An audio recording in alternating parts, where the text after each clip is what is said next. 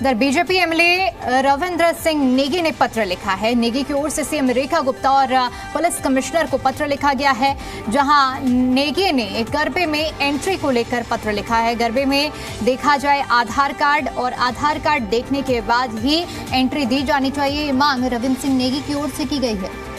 और इसके साथ साथ उनकी ओर से इस मुद्दे को उठाते हुए दलील ये भी दी गई है कि गरबे में हो सकता है लव जिहाद, और इसी आशंका को और इसी संभावना को देखते हुए आधार कार्ड के जरिए एंट्री की बात और मांग उनकी ओर से की जा रही है। जो पत्र रविंद्र सिंह नेगी की ओर से लिखा गया है वो भी हम आपको दिखा रहे हैं, जहां पर उनकी ओर से मांग की गई है कि जब भी एंट्री गरबे के अंदर, यानी कि जो जगह जगह पर गरबे का आयोजन किया जाता है नवरात्रियों के 9 दिनों के दौरान, इस दौरान जो भी लोगों को एंट्री दी जाए तो आधार कार्ड देखने के बाद ही एंट्री दी जानी चाहिए। ये मांग रविंद्र सिंह नेगी की ओर से की गई है।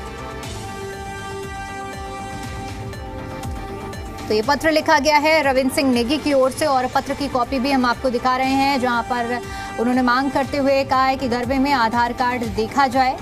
और इसके साथ ही साथ उन्होंने लव जिहाद की आशंका जताते हुए इस पत्र को लिखा है और मांग यही की है कि जहां भी गरबे का आयोजन किया जा रहा है वहां पर आधार कार्ड देखा जाना चाहिए और उसी आधार कार्ड के आधार पर एंट्री दी जानी चाहिए। तो ये पत्र दिल्ली के मुख्यमंत्री रेखा गुप्ता को लिखा गया है और पुलिस कमिश्नर को पत्र लिखा गया है।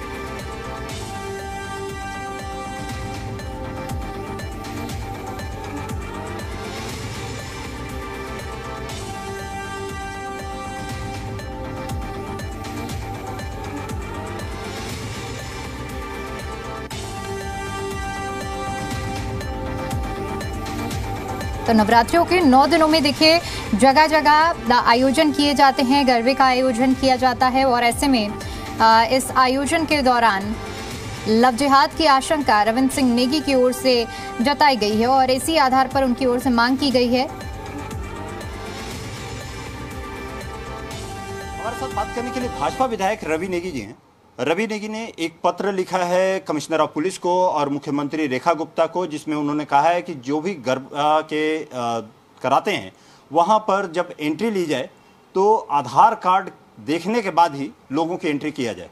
आखिर में क्यों लिखा है ये पत्र इन्होंने, ये पूछते हैं। ये पत्र आपने लिखा है अपने मुख्यमंत्री को भी और कमिश्नर ऑफ पुलिस को भी, क्यों लिखा है आपने ये पत्र? अभी आए दिन गरबा में जो गरबा के पंडाल होते हैं, आए दिन बहुत सारी घटना है। अभी एक भोपाल की घटना थी जहां गैर हिंदू जो जाते हैं और गैर हिंदू जाते हैं और उसके बाद जो वो करते हैं वो कहीं ना कहीं शर्मनाक होता है।